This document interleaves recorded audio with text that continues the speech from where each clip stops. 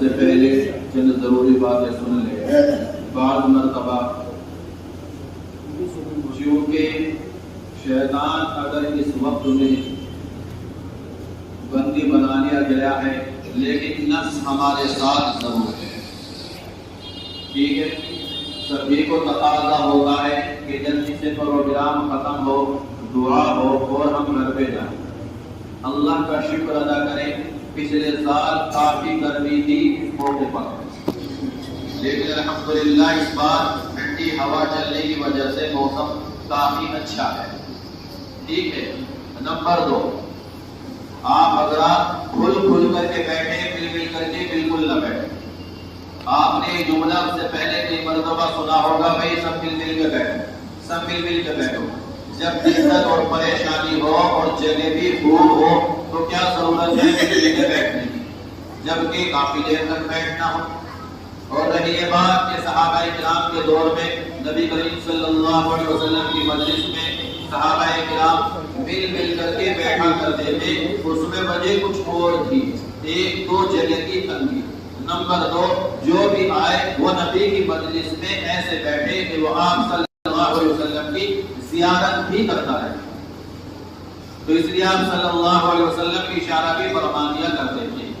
جگہ تھی ہی نہیں تھی تو یہ وجوہات تھی، گرمی ہے اور جگہ بھی کافی ہے، کوئی ضرورت نہیں ہے، آپ کھل کے بیٹھیں، سکون سے بیٹھیں۔ میں تو یہ بھی منع نہیں کرتا کمر میں کوئی دقت ہے یا بیٹھا نہیں جا رہا یا آپ چاہتے ہی نہیں ہے، جب بھی کوئی حرج والی بات نہیں ہے، آپ دیوار سے دیکھ لگا کر سکون سے بیٹھیں، ٹھیک ہے۔ آپ کو چھوٹ دے دی تو آپ کو جو کوئی پریشانی نہیں ہوگی، گرمی لگے تھوڑے سے کھل جاؤ، سکون سے بیٹھو۔ نمبر 3، آج شب قدر ہے، 23ویں شب ہے، سمجھ گئے؟ اگر تھوڑی بہت دیر ہو بھی جائے تو آپ کے دل کو گراں نہ گزرے، ویسے انشاءاللہ اللہ کی ذات سے امید ہے کہ آپ کو گراں نہیں گزرے گی۔ وجہ اس کی یہ ہے، ہم سے پہلے بھی آپ حضرات نے کئی مرتبہ بات سنی ہوگی، اگر میں کہیں کسی جلسے میں گیا یا کسی شبیرے میں گیا اور وہاں سے حکم ملا کہ آپ کو صرف 15 منٹ بات کرنی ہے، ٹھیک ہے، میں کبھی آج تک ایسے ہی جا کر کے بیٹھا، جس دن سے حضرت مفتی صاحب نے حکم فرمایا آپ کو بات چیت کرنی ہے، کبھی نے حکم فرمایا آپ کو آنا ہے، میں اسی دن سے اس آدھے پون گھنٹے کے لیے برابر ریگولر تیاری کرتا ہوں، میں کبھی جا کے نہیں بیٹھتا۔ نمبر 4، مجھے رسمی اور فرضی باتیں کرنے کی بالکل عادت نہیں ہے، وہ گفتگو سے اندازہ ہو جائے گا۔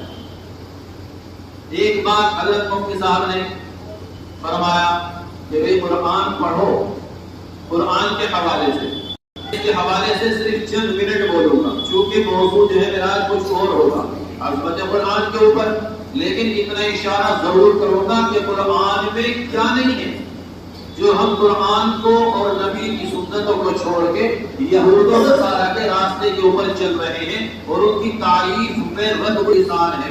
انہوں نے یہ کر لیا، چاند پہ پہنچ گئے، مریخ پہ پہنچ گئے، بلیک ہول تلاش کر لیے، سائنس نے ٹیکنالوجی نے یہ بتا دیا کہ سورج بھی گھوم رہا ہے، چاند بھی گھوم رہا ہے، زمین بھی گردش کر رہی ہے، روشنی کی رفتار کتنی ہے، آسمان کے راستے ہیں، یہ ناسا میڈیا نے، دنیا کی تحقیق نے دنیا والوں کے سامنے پیش کر دیا کہ آسمان کے بھی راستے ہم نے تلاش کر لیے ہیں۔ میں اس کے تعلق سے بھی کچھ صرف چند منٹ باتیں عرض کروں گا، ٹھیک ہے؟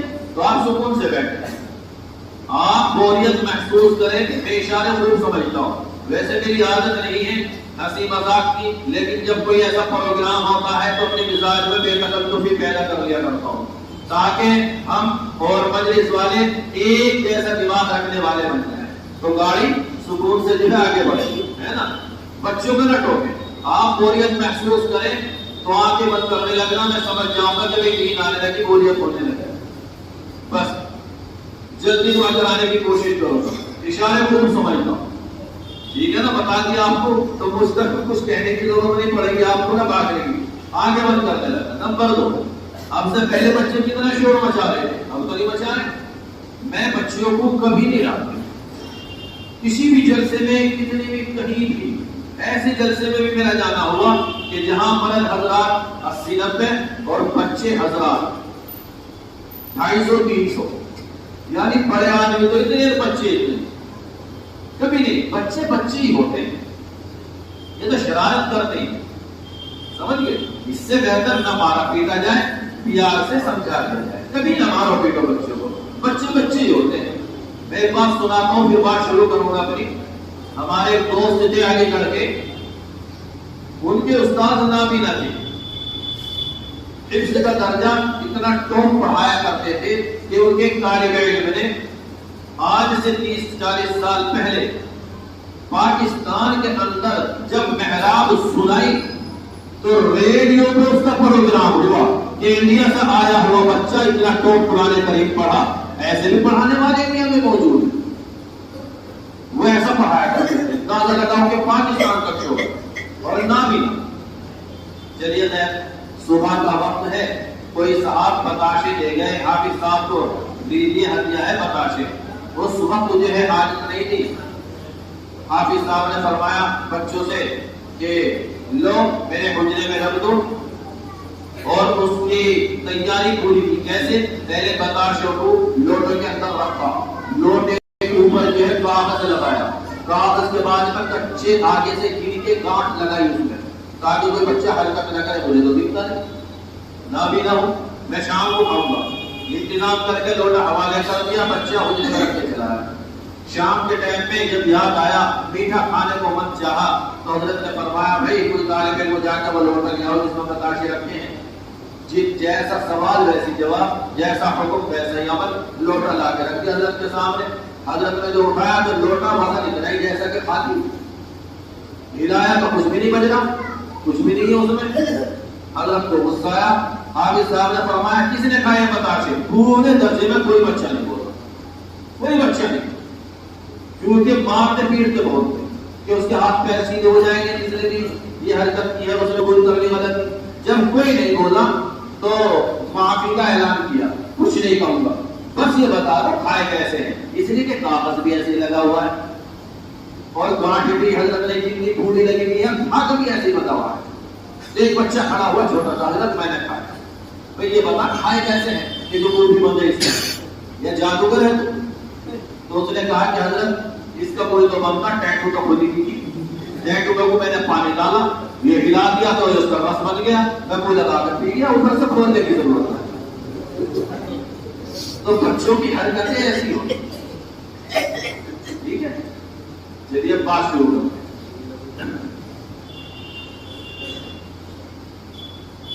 الحمدللہ نحمده ونستعینه ونستغفره ونؤمن به ونتوکل علیہ ونعوذ باللہ من شرور انفسنا ومن سیئات اعمالنا من يهده الله فلا مضل له ومن يضلل فلا هادي له ونشهد ان لا اله الا الله وحده لا شريك له ونشهد ان سيدنا ومولانا محمدا عبده ورسوله اما بعد فقد قال الله تبارك وتعالى في القرآن المجيد والفرقان الحكيم أعوذ بالله من الشيطان الرجيم بسم الله الرحمن الرحيم ونزلنا عليك الكتاب تبيانا لكل شيء قال الله تبارك وتعالى في مقام آخر إن هذا القرآن يهدي للتي هي أقوم آمنت بالله صدق الله العظيم وقال النبي صلى الله عليه وسلم إن الله يغفر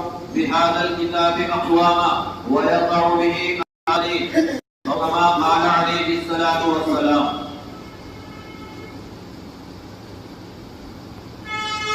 ایک ایسی ہے دولت کہ اس کی خدا نے تلاوت خدا گواہ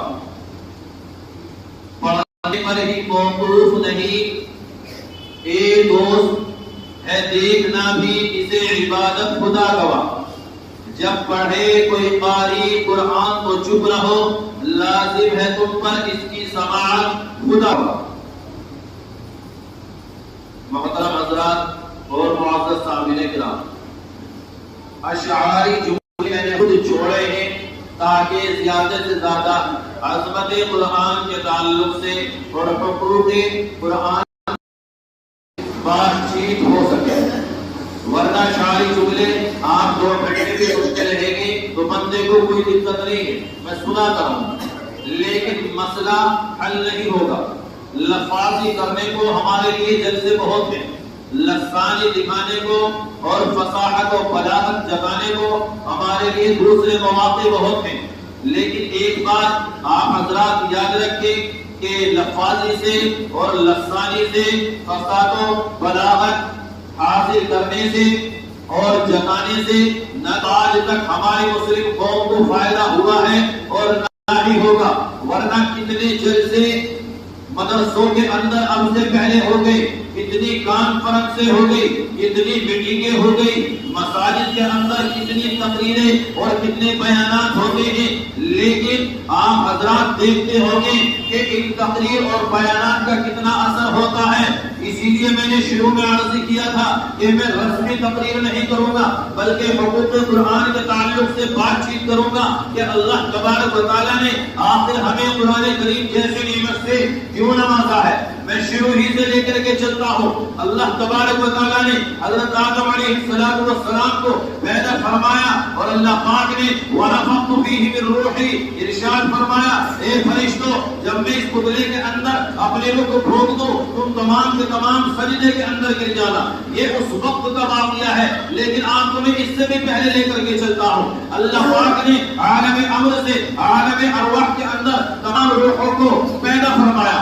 جس وقت پیدا فرمایا تمام روحیں ساکت بے جان اور مردہ سی تھی، جیسے مر گئی ہو۔ اللہ تبارک و تعالیٰ نے جب دیکھا تو ارشاد فرمایا الست بربکم، کیا میں تمہارا پروردگار نہیں ہوں؟ تو یہ خوراک دی ہے ان تمام بے جان روحوں کو کہ جو آج ہمارے اور تمہارے کے اندر یہ سارا کا سارا جسمانی سسٹم چلا رہی ہے، اسی کا نام روح ہے۔ روح ایک کرنٹ کی طرح ہے، مرد کے اندر بھی وہی روح ہے اور عورتوں کے اندر بھی وہی روح ہے، لیکن جسمانی اعتبار سے فرق نظر آتا ہے، لیکن روحوں کے اعتبار سے دونوں کے اندر ایک ہی روح ہے، کوئی دو روحیں نہیں ہے۔ آپ کہہ نہیں سکتے کہ پنکھے کا کرنٹ الگ ہے، بجلی کا فریج کا کرنٹ الگ ہے، واشنگ مشین کا کرنٹ الگ ہے۔ کرنٹ ایک ہی چیز ہے، جس میں بھی ڈال دیا فریج اپنا فرض پورا کر رہا ہے، پنکھا اپنا فرض پورا کر رہا ہے، واشنگ مشین اپنی خدمت انجام دے رہی ہے، لیکن کرنٹ ایک ہی ہے۔ چلیے ہے یہ علیحدہ موضوع ہے۔ الست بربکم، اللہ نے ارشاد فرمایا کیا تمہارا پروردگار نہیں ہوں؟ تو فوراً ہی سننے کی قوت بھی مل گئی، دیکھنے کی قوت بھی مل گئی اور بولنے کی قوت بھی نصیب ہو گئی۔ عرض کیا قالوا بلی، ہاں آپ ہمارے پروردگار ہیں۔ تو پتہ چلا کہ ہماری جو بھی طاقت ہے وہ روح کے اعتبار سے طاقت ہے، اور اس روح کو غذا دی ہے سب سے پہلے اللہ پاک نے اسی قرآن کریم کی کہ تمہیں واسطہ پڑے گا شیطانی حرکتوں سے، بہت شیطان تمہیں بہکائے گا۔ آج تمہاری آدم کے وقت سے دشمنی ہونے والی ہے، جب شیطان نے سجدہ کرنے سے انکار کیا تھا تو اللہ تبارک و تعالیٰ نے ہتھیار کے طور پہ امت محمدیہ کو یہ قرآن کریم ایسی نعمت سے نوازا ہے کہ جب تک اے امت مسلمہ کے فرد، اے مخلوق انسانی تو قرآن کریم کو پڑھے گا، اسے سیکھے گا، اس کے اوپر عمل کرے گا، شیطانی حملے تمام کے تمام ناکام ہو جائیں گے، وہ تجھے زناکاری کے اندر مبتلا نہیں کر سکے گا۔ تو جو ہے اس کے چکر میں آ کے زناکاری سے بھی محفوظ رہے گا، غداری سے بھی محفوظ رہے گا، مکاری سے بھی محفوظ رہے گا، بددیانتی سے بھی محفوظ رہے گا، تو بدماشی سے بھی محفوظ رہے گا، بدسلوکی سے بھی محفوظ رہے گا۔ یہ جتنے عیب ہیں تمام کے تمام سے تیری حفاظت قرآن کرے گا۔ لیکن اب ذرا دیکھیں اللہ تبارک و تعالیٰ نے یہ نعمت اور یہ ہتھیار ہمیں دیا تھا، لیکن ہم نے جو ہے اسے چھوڑ دیا ہے، بسے پشت ڈال دیا ہے، اور پھر ہم روتے پھرتے ہیں، جبکہ حکم تو یہ ہے کہ سب سے پہلے اپنی آل اولاد کو اور اپنی نسل کو جو ہے قرآن کریم کی تلاوت سے بہرامر کراؤ، قرآن کریم سکھاؤ، قرآن کریم کا حافظ بناؤ، مفسر قرآن بناؤ، محقق قرآن بناؤ، کیونکہ نبی کریم صلی اللہ علیہ وسلم ارشاد فرماتے ہیں کل مولود یولد علی الفطرہ فابواه یحودانہ او ینصرانہ او یمجسانہ او کما قال علیہ الصلوۃ والسلام، بچہ فطرت کے سلیم کے اوپر پیدا ہوتا ہے، بالکل خالی کیسٹ کی طرح اس کا دماغ ہوتا ہے، اس لیے کہ شروع ہی میں جو ہے قرآن کریم اللہ اور اس کے رسول کا نام اس کے کانوں کے اندر آنے کی شکل میں دو، تاکہ یہ کبھی بھی جو ہے دیوی دیوتاؤں کے سامنے اپنا ماتھا ٹیک کے شرک اور کفر کے اندر مبتلا نہ ہو سکے۔ اسی لیے ہمارے یہاں پیدا ہونے کے بعد میں اذان کا اور تکبیر اذان میں سنانے کا جو ہے قانون نبی کریم صلی اللہ علیہ وسلم کی سنت کہلاتا ہے. تو میرے محترم بزرگوں اور دوستوں، جس بچے کو شروع ہی میں حافظ قرآن بنایا جائے گا، عالم قرآن بنایا جائے گا، تو ماں باپ جب بوڑھے ہو جائیں گے اس کی جو ہے نافرمانی نہیں دیکھیں گے بلکہ خدمت دیں گے، وہ رشک کریں گے اپنی اولاد کے اوپر. کیوں؟ اس لیے کہ تربیت کی ایسی ہوئی ہے. جب ہم نے قرآن کریم سے جو کوئی واسطہ نہیں رکھا، کوئی تعلق نہیں رکھا، تو بتاؤ ایمانداری سے کہاں سے ہماری نسل جو ہے عالم قرآن بن جائے، کہاں سے کتب بن جائے، کہاں سے ابدال بن جائے. آج تو بڑے سے بڑا پڑھا لکھا جو ہے وہ بھی جو ہے اولیاء کرام جیسی نعمت جنہیں اللہ والا کہا جاتا ہے، وہ دیکھنے کو جلدی سے پڑھے لکھوں کے اندر بھی نصیب نہیں ہوتی.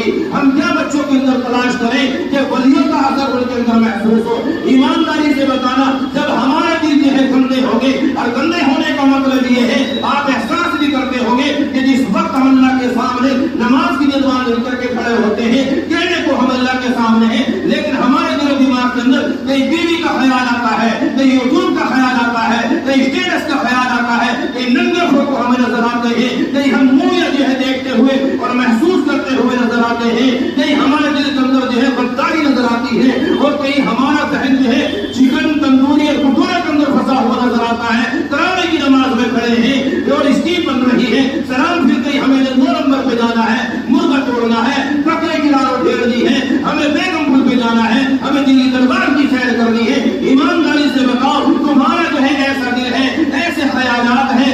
رات اللہ تبارک و تعالیٰ نے دی ہے قیام الليل پڑھنے کے لیے، تہجد میں اپنی عبادت کرنے کے لیے، نبی صلی اللہ علیہ وسلم کی امت شریف کا نذرانہ بھیجنے کے لیے. لیکن آج جو ہے ماں باپ بچوں کے، ابھی ماں باپ کا نمبر وفات آئے گا جب ایسے ماں باپ ہوں گے کہ جو حرام کام کرنے والے ہوں گے، راتوں کو جو ہے ہیرو کی فلم میں دیکھنے والے ہوں گے، برے کاموں کے اندر ملوث ہونے والے ہوں گے، زناکاری میں مبتلا ہونے والے ہوں گے، ویڈیو کال کرنے والے ہوں گے، کال پر اپنی سیٹنگوں سے بات کرنے والے ہوں گے، لگائیوں کے پیچھے پڑنے والے ہوں گے، عورتوں کے نامحرموں کے عاشق مزاج ہو کر کے زندگی گزارنے والوں کی. ایمانداری سے بتاؤ ایسے ماں باپ کے اندر کہاں سے جو ہے حضرت عمر فاروق جیسا جلیل قدر نیڈر اور کمانڈر فلسطین کو آزاد کرنے والا پیدا ہو جائے گا؟ ہم خواب دیکھتے ہیں کہاں سلطان صلاح الدین ایوبی. تو ذرا سنتے چلیے کہ سلطان صلاح الدین ایوبی جیسے جو کمانڈر آرام سے ویسے نہیں آیا کرتے. ماں باپ کو قربانی دینی پڑتی ہے،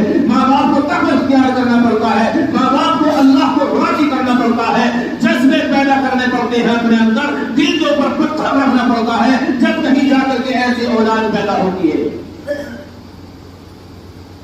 سنیے، گورنر کے پاس ایک بندہ بیٹھا ہے، نوجوان ہے، گورنر معلوم کرتا ہے بیٹے تیری عمر نکلی جاتی ہے، بتاؤ ایمانداری سے تم شادی کرنے کا من نہیں رکھتے؟ گورنر صاحب شادی کرنا چاہتا ہوں، لیکن میں ایک بات سنیں کہ شادی جو ہے میں ایسی عورت سے کروں گا کہ جو میرے وطن کے اوپر ہتھیار سجا کر کے، ہاتھ میں تلوار تھما کر کے، دوسرے ہاتھ میں ڈھال تھما کر کے، اور گھوڑے کے اوپر سوار کر کے، اور پھر مجھے اللہ کے راستے میں یوں کہہ کر کے رخصت کرے، اے میرے پیارے شوہر، اللہ کے راستے میں جا کر کے ایسے شہید ہو جانا کہ انشاءاللہ دوسری ملاقات جو ہماری جنت کے اندر ہوگی. میں ایسی بیوی چاہتا ہوں. گورنر سر میں بجانے لگتا ہے تجھے ایسی جذبہ رکھنے والی عورت کہاں سے لا کر کے دو؟ چلیے خیر آگے سنیے. وہ کہتا ہے کہ ٹھیک ہے میں بادشاہ کے دربار میں جاتا ہوں، جا کر کے پیشکش رکھتا ہوں. وہ جا کر کے وزیروں سے بات رکھتا ہے، وہ بادشاہ سے بات کرتا ہے. جس وقت ملاقات کر رہا ہوتا ہے اسی وقت نسوانی آواز سنائی دیتی ہے اور ایک لڑکی پردے کے پیچھے سے اجازت چاہتی ہے بات کرنے کی. عالیجا بادشاہ شام میں کچھ عرض کرنا چاہتی ہوں. بیٹی اجازت ہے. وہ عرض کرتی ہے کہ اے بادشاہ میرے گھر والے میرا رشتہ 2 سال سے تلاش کر رہے ہیں لیکن مجھے رشتہ پسند نہیں آتا. بیٹی تو کیسا رشتہ چاہتی ہے؟ میں ایسا رشتہ چاہتی ہوں کہ مجھے ایسا شوہر اللہ پاک دے کہ میں اسے جو ہے گھوڑے کے اوپر ہتھیار دے کر کے روانہ کروں، اللہ کے راستے میں ہتھیار سجا کر کے بدن پر جہاد کے لیے روانہ کرو اور درخواست کروں اے میرے پیارے شوہر ہے تو تم میرے سر کا تاج، لیکن مجھے تجھ سے بھی زیادہ محبت اللہ تبارک و تعالیٰ سے ہے اور اللہ کے دین سے ہے، اور اللہ نے جو حقوق رکھے ہیں دین کے ہمارے اوپر وہ میری آنکھوں کے سامنے زیادہ ہے. تو چلا جا اللہ کے راستے میں اور جا کر کے شہید ہونے کی نیت سے شرکت کرنا، شہید ہو جانا. انشاءاللہ دوسری ملاقات جو ہے جنت کے اندر ہوگی ہماری. مجھے ایسا شوہر چاہیے. فوراً گورنر کے کان کھڑے ہو جاتے ہیں.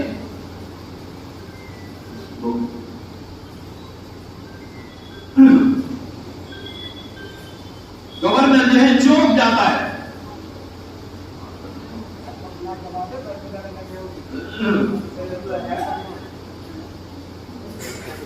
गवर्नर चौंक जाता है। बड़ी अजीब बात है, उस नौजवान का हाथ और इस लड़की की तमन्ना बिल्कुल यकसानियत मालूम होती है। गवर्नर जो है फौरन नौजवान को बुलाता है और बादशाह के सामने उसी वक्त में क्या कहता है, नौजवान अपनी तमन्ना यहाँ बयान कर, वो बयान करता है। फिर लड़की का बयान लिया जाता है। बादशाह जब देखता है कि दोनों के जज्बात बिल्कुल एक जैसे हैं, उन दोनों की शादी कर दी जाती है और उन दोनों के यहाँ जो पैदा होता है उसका नाम सुल्तान सलाहुद्दीन अय्यूबी है। बताओ हमारी औरतें जो सुबह से लेकर शाम तक कितना मोबाइल चलाती है और कितना कुरान पढ़ती है, कितना स्टेटस देखती है, कितना नबी सल्लल्लाहु अलैहि वसल्लम की सुन्नतों को अमल करती है, कितना दरूद भेजती है। आज हमारी माओ को और हमारी बहनों को और हमारी औरतों को मेकअप का पता है, डांस का पता है, बेपर्दगी का पता है, लेकिन अगर नहीं पता है तो उसे अल्लाह के से इश्क रखने का नहीं पता, उसे नहीं पता है अम्मी आयशा रज़ियल्लाहु अन्हा की शान तबीयत नहीं पता, हजरत फातिमा के पर्दे का नहीं पता, हजरत आसिया की इजाजत और मुजाहदे का नहीं पता कि उसकी खाल उतार करके फिरौन ने और उस पर नमक मिर्च छिड़क दिया था। लेकिन फिर भी कहते थे ये फिरौन तो मेरे जिस्म में से जान तो निकाल सकता है लेकिन ईमान नहीं निकाल सकता। तो मेरे मोहतरम बुजुर्गों और दोस्तों, हम माँ बाप सुधरेंगे, इस्लाह करेंगे, दिलो दिमाग साफ करेंगे तो फिर अल्लाह तबारक व तआला हमें ऐसे ही जर्नेलों से नवाजेगा। और जब तक ऐसे जर्नेल रहे मुसलमानों के ऊपर कभी जुल्म सितम नहीं हुआ, फलस्तीन कभी कब्जे में नहीं गया। आज भी तारीख उठा करके देख लो, ये 1948 के बाद में तो कब्जाना होना शुरू हुआ है और मुकम्मल कब्जा 1967 के अंदर हो गया है। बुनियाद जो पड़ी इसराइल की 1948 के अंदर है।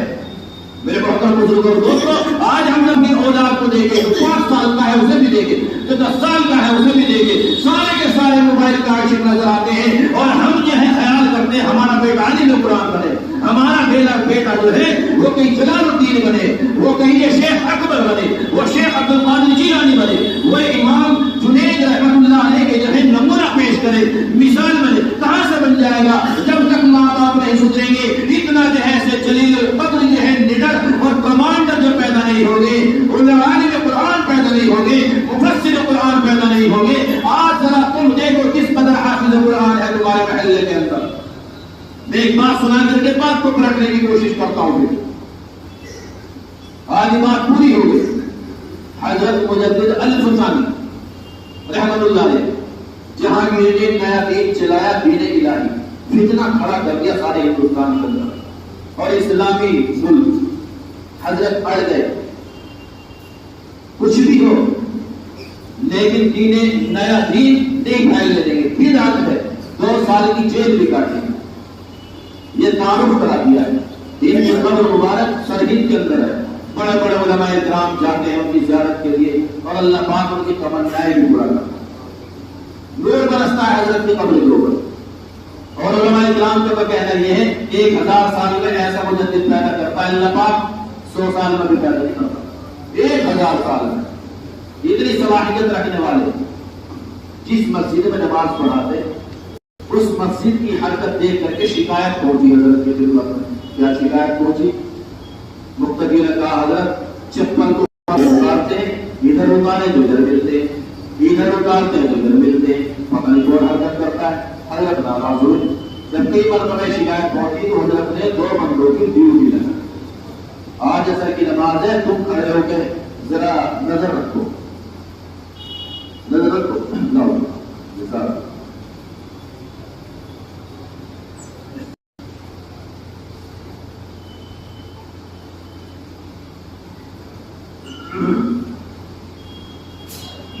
अभी तो वैसे आगे खुली नहीं है, चल रहा हूं, बंद करनी है, इशारे करने याद रखना। हजरत ने फरमाया आज ड्यूटी दो जरा देखे तो सही कौन हरकत करता है। असल की जमात हजरत ने शुरू करा दी और देखा उन दोनों आदमियों ने कि हजरत का ही एक साहबजादा जिसकी उम्र कमोबेश तकरीबन 6 साल या 8 साल के करीब, किताबों के अंदर लिखी है 8 साल मालूम ज्यादा इससे ऊपर नहीं। वो आया और उसने चप्पल और जूते छांटने शुरू किए, कुछ इधर رکھے اور کسی طرح سے اٹھا کر کے ادھر رکھے، آج ادھر کر دیے، آج ادھر کر دیے، پتہ نہیں کیا کیا اس نے. بس وہ سر میں بھجانے لگے، اب کس سے شکایت کرے؟ یہ تو حضرت کے صاحبزادہ ہے، یہ تو حضرت کے صاحبزادہ ہے. خیر سلام کیا، حضرت نے طلب کیا، ہاں دونوں بندے حاضر ہو جاؤ، حاضر ہو جاؤ، بتاؤ کون چور پکڑا گیا؟ کہ حضرت بس کیا بتائیں، شرم لگی، نہیں بتانا پڑے گا. تو انہوں نے خیر انہوں نے بتایا کہ حضرت آپ ہی کا صاحبزادہ تھا معصوم، معصوم نام تھا ان کا، خواجہ معصوم رحمت اللہ علیہ. بلا کے لاؤ، بلا کے لے کے آئے اور اس سے پوچھا، ہاں جی صاحبزادے آپ ایسا کیوں کرتے؟ تو بالکل بلا جھجک اب اس بچے کا جواب سنے اور اپنا جو ہے سر پیٹے، سر میں کھجائے، مرنے کو جگہ ڈھونڈے ہم ماں باپ بچوں کے. حضرت نے فرمایا کیوں کرتا ہے ایسا؟ اب پجان کیوں نہ کرو، اس سے برداشت نہیں ہوتا. جب لوگ چپل نکال کر چلے جاتے ہیں تو میں دیکھتا ہوں کہ جہنمیوں کے چپل بھی ایک جگہ ہے اور جنتیوں کے چپل بھی ایک جگہ ہے. میرے سے برداشت نہیں ہوتا، اس لیے جہنمیوں کے الگ کر دیتا ہوں ایک طرف سب کے کا، اور جنتیوں کے الگ کر دیتا ہوں بالکل ایک طرف. حضرت جو ہے وہ خود جو ہے ان کا سر جھک گیا کہ میرے بیٹے کو ابھی سے کشف ہونے لگا ہے. یہ ماں باپ کی ولایت تھی. جب ماں باپ ایسے تھے تو اولاد کیسی پیدا ہوگی؟ بتاؤ ایمانداری سے. 8 سال کی عمر میں ابا جان مجھ سے برداشت نہیں ہوتا کہ جہنمیوں کے، دوزخ میں جانے والوں کے اور جنت میں جانے والوں کے چپل اور جوتے ایک جگہ ہو، اس لیے میں الگ الگ کر دیتا ہوں. حضرت پریشان ہو گئے. تھوڑا سا واقعہ اور بھی سن لے، اس سے بھی نصیحت ہوگی، اس سے بھی آپ کو نصیحت ہوگی. حضرت پریشان ہو گئے، ہاتھ پکڑ کے اور بھیج دیا اس بیٹے کو اور ساتھ خط میں بھیج دیا، دلی لے کے جاؤ میرے شیخ کے پاس، وہ علاج کرے گے. پاپی بلّا نام تھا ان کے شیخ کا. جا کر کے شکایت کی کہ حضرت اسے بھی سے کشف ہونے لگا ہے.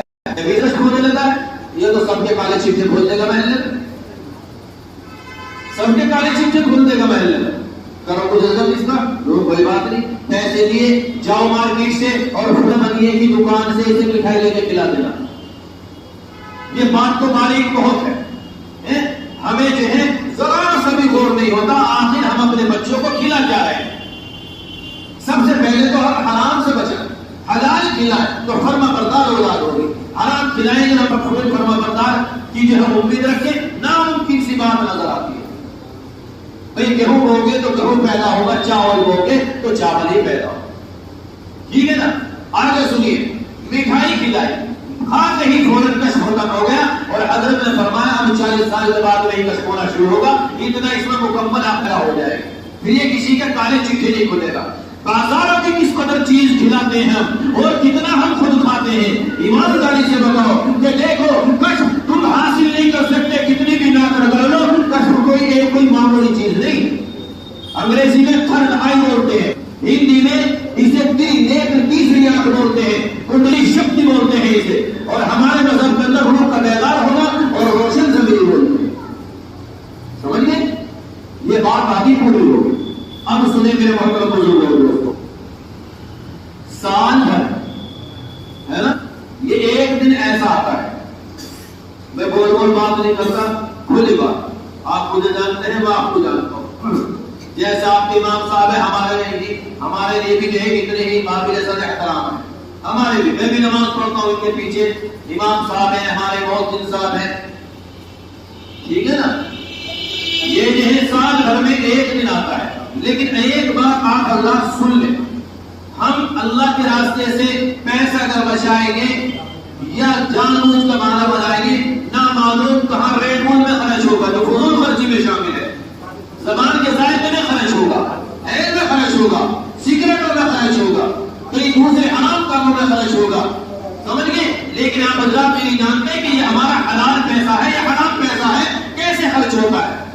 میں مصرف سمجھاتا ہوں کہ انسان کس جگہ خرچ کرنے کی کوشش کرے.